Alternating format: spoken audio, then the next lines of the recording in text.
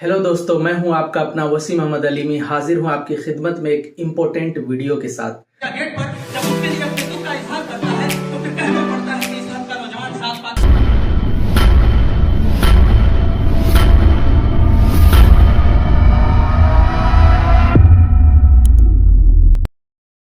और जैसा कि आप गाउन देख रहे हैं तो समझ ही गए होंगे कि मैं किस मौजू पे बात करने जा रहा हूं। जी हाँ दोस्तों, आज मैं आपकी देरीना ख्वाहिश के मुताबिक बात करने जा रहा हूं कि जब आप पीएचडी के इंटरव्यू में जाते हैं तो आपको अपने साथ अपना रिसर्च प्रपोजल लेके जाना होता है। तहकीक का मुजव्वज़ा खाका कि आप किस मौजू पर, किस टॉपिक पर रिसर्च करने जा रहे हैं, और यही डिसाइडिंग फैक्टर होता है कि आपका एडमिशन होगा या नहीं होगा। ये कितना पावरफुल है, कितना अच्छा है और कितना नया है, कितना डिफरेंट है, ये मैटर करता है कि आपका एडमिशन पीएचडी में होने जा रहा है या नहीं होने जा रहा है। तो इंटरव्यू में आपको अपना जो रिसर्च प्रपोजल है, जो तहकीक का मुजव्वज़ा खाका है, उसको अच्छे से डिफेंड करना होता है और डिफेंड करने से पहले उसे अच्छे से प्रिपेयर करना होता है। तो इस वीडियो में मैं तफसील से बात करूंगा कि तहकीक का, रिसर्च का, पीएचडी का जो मुजव्वज़ा खाका होता है, प्रपोजल होता है, वो तैयार कैसे करते हैं, उसके पार्ट्स क्या क्या हैं, लवाजिमात क्या हैं। तफसील से बने रहिए आखिर तक। और आपसे हमें ये शिकायत है कि मैं बारहा इतने इम्पोर्टेंट टॉपिक्स पे वीडियो लाता हूं, लेकिन आप उसे शेयर नहीं करते हैं अपने दोस्तों के साथ। व्यूज उतने नहीं जा रहे हैं जिस क्वालिटी के मैं वीडियोस बना रहा हूं। तो मैं आपसे उम्मीद करता हूं कि इस वीडियो को आप ज़्यादा से ज़्यादा शेयर करेंगे अगर आपके लिए ये हेल्पफुल साबित हुई। तो चलिए दोस्तों, बात करते हैं कि ये एक्चुअली में है क्या, यानी रिसर्च का मुजव्वज़ा खाका है क्या। ये दरअसल है कि आप बताते हैं पैनल को, प्रोफेसर्स के पैनल को, कि आप जो रिसर्च करने जा रहे हैं, किस फील्ड में रिसर्च करने जा रहे हैं और आप क्या नया करेंगे, क्या अलग करेंगे, और आपके अंदर कितना पोटेंशियल है, वो आपका रिसर्च प्रपोजल ही बता देता है। और उसे डिफेंड कैसे करना है वो मैं वीडियो के आखिर में बताऊंगा आपको। तो इसका जो सबसे पहला पार्ट होता है वो होता है इंट्रोडक्शन।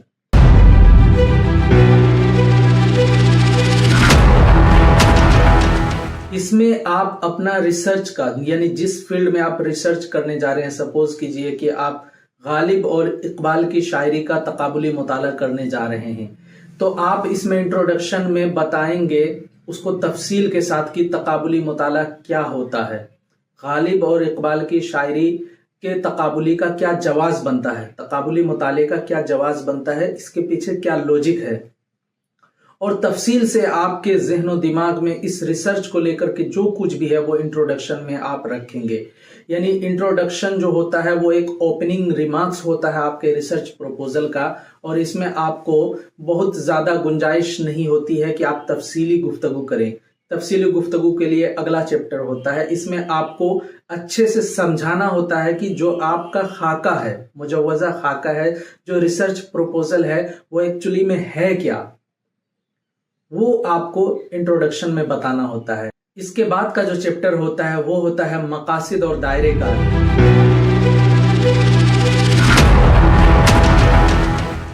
यानी स्कोप एंड ऑब्जेक्टिव्स।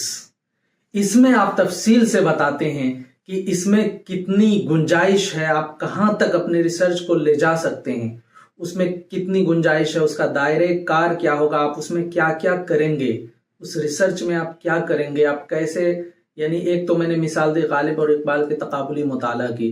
चलिए एक हम मिसाल और अलग से ले लेते हैं कि उर्दू अफसाने पर, मगरिबी अदब के असरात पर, सपोज कीजिए कि आप पीएचडी करने जा रहे हैं, तो मकासिद और दायरे कार वाले चैप्टर में आप ये बताएंगे कि आप उसमें क्या क्या रिसर्च करेंगे, उसका दायरे कार क्या होगा आपका, यानी आप किस तरह से अपने रिसर्च को आगे जब आपका एडमिशन हो जाएगा तो आप उस पर काम करेंगे। तो आप ये बताएंगे कि उर्दू अफसाने यानी मगरिबी तहजीब और मगरिबी लिटरेचर के ज़ेरे असर इसका वजूद हुआ हमारे अदब में, हमारी ज़बान में, और चूंकि अव्वल दिन से ही, जैसे मंटो को भी ले लीजिए, तो पहले उन्होंने अंग्रेजी के अफसानों के या मगरिबी अदब के अफसानों के तर्जमे किए, फिर वो अफसाना निगारी के मैदान में आए।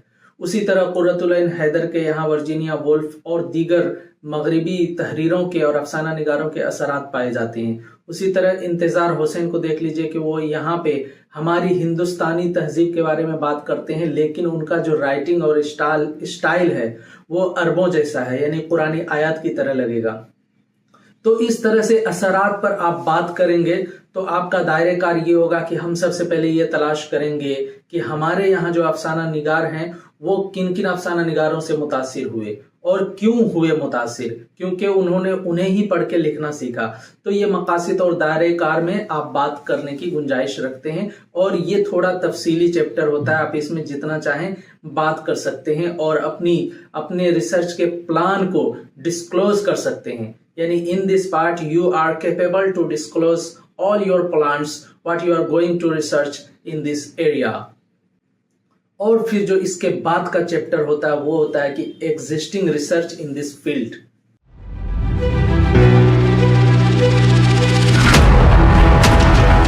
इस मौजू पर अभी बुनियादी करंट मौजूदा जमाने में कितनी ऐसी तहकीक हो चुकी है, आप पहले वो बताएंगे कि इस मौजू पर, मतलब गालिब और इकबाल का तकाबुली मुताला है तो आप बता देंगे दो चार लोग कि गालिब पर इस तरह से काम किया गया, इकबाल पर इस तरह से काम किया गया, और एक दो आर्टिकल्स और मकालात वगैरह भी छपे तकाबुली मुताले पर, या किसी ने एमफिल का काम किया है तो वो अलग नहज का है। पहले आप ये बता देंगे कि रिसर्च कितना हुआ है उस फील्ड में, और फिर आप ये बताएंगे कि आप उसमें क्या अलग करने जा रहे हैं। तो ये existing research in this field में आप थोड़ा ये करेंगे कि आप अलग क्या करने जा रहे हैं। पहले तो आप ये बता देंगे कि उन्होंने लिखा है, लेकिन जो मकालात लिखे गए हैं वो इस मौजू पर काफ़ी नहीं है, इस मौजू पर गहराई से मुताला करने की ज़रूरत है और नए मानी तलाश करने की ज़रूरत है। इसलिए मैं इस फील्ड को चूज़ कर रहा हूँ और मुझे पूरी उम्मीद है कि इस फील्ड में जो अदब के लिए बेहद उम्दा काम होगा अगर मुझे सेलेक्ट कर लिया गया तो। और उसके बाद का जो चैप्टर होता है वो होता है टेंटेटिव चैप्टराइजेशन, यानी मुजव्वज़ा अबवाब बंदी। ये फाइनल नहीं होता है, टेंटेटिव होता है। जो आप दर्जा बंदी कैसे करेंगे अपने टॉपिक को, अपने रिसर्च को, उसमें क्या क्या अबवाब होंगे। तो मसलन अगर किसी की शख्सियत पे आप कर रहे हैं तो वही होता है, पहले ख़ानदानी हालात, फिर उसके बाद उनकी सवाने हयात से ले लेंगे, फिर उनकी तख्लीक़ात और किताबों पे तारुफ करेंगे, फिर उसके बाद आप फाइनल कंक्लूजन निकालेंगे। और अगर तकाबुली मुताला कर रहे हैं तो उसकी अबवाब बंदी कैसे होगी। जैसे इकबाल और गालिब का तकाबुली मुताला करेंगे तो सबसे पहले आप ये करेंगे कि गालिब और इकबाल की शायरी की अहमियत, पहले बाब ऐसा बना लेंगे। फिर दूसरे बाब में ये कर लेंगे कि इकबाल के यहाँ गालिब के क्या असरात हैं, और दोनों की शायरी का तकाबुली मुताला। इस तरह से अबवाब बंदी करते हुआ फिर दोनों की कुछ समानवी कवाहिफ एक बाब में ले लेंगे, फिर आखिरी बाब में दोनों की शायरी का अलग अलग मुताला करेंगे, और सबसे फाइनल जो कंक्लूजन बाब होगा उसमें आप तकाबुली मुताला करेंगे जो आपके रिसर्च का टॉपिक है।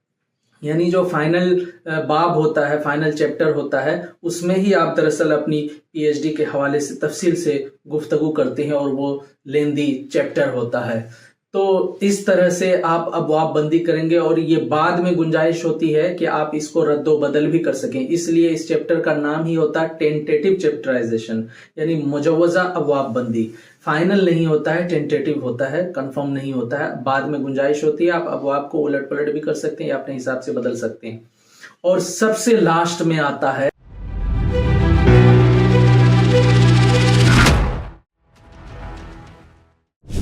बिब्लोग्राफी, किताबियात, माखज़ो मराजे, मसादिरो मराजे। ये आपके रिसर्च का सबसे लास्ट चैप्टर होता है और आप इसमें बताते हैं वो तमाम किताबें जिनसे आप रिसर्च करने करेंगे, या अभी आपने जो मुजव्वज़ा खाका बनाया है, रिसर्च प्रपोजल प्रिपेयर किया है, उसमें आपने किन किताबों से मदद ली है। और इसमें बहुत ही इल्तिज़ाम करना होता है, रिसर्च के उसूलों को फॉलो करना होता है।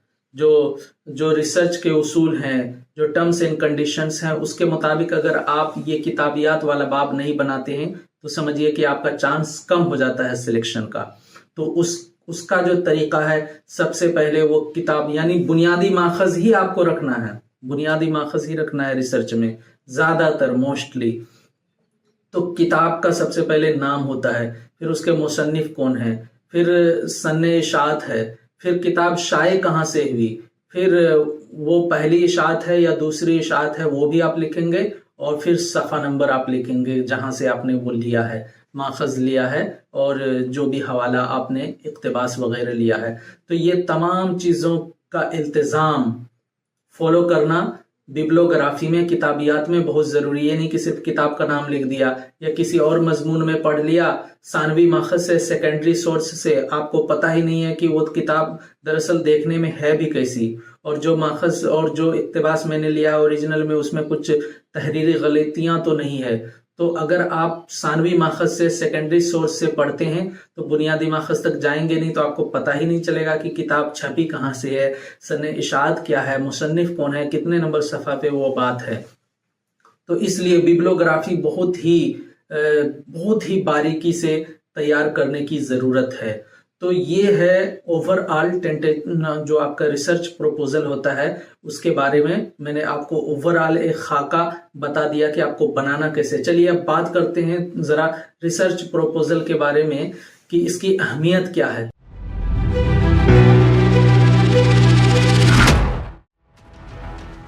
تو جیسا کہ میں نے شروع میں عرض کیا کہ جتنا پاورفل، جتنا اچھا، جتنا ڈیفرنٹ اور جتنا الگ آپ کا ریسرچ پروپوزل ہوگا، اتنا ہی زیادہ آپ کے چانسز ہو جائیں گے سلیکشن کے۔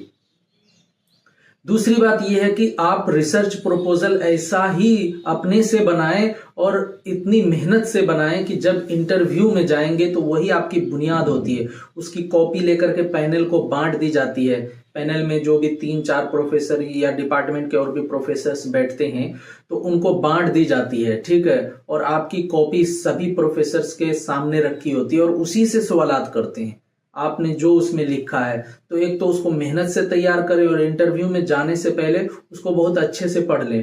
اور انٹرویو پر الگ سے میں ایک ویڈیو بنا دوں گا۔ ابھی ذرا سی بات آپ کو یہ بتا دیتا ہوں کہ انٹرویو میں جائیں گے تو آپ اپنے ریسرچ پروپوزل ہی سے چند چیزوں کو، چند پوائنٹس کو اپنے ذہن میں بار بار دہرا لیں گے، اور کوئی بھی آپ کو سوال کرے تو انہی پوائنٹس کی روشنی میں آپ کو جواب دینا ہے۔ یہ ایزی ہوتا ہے۔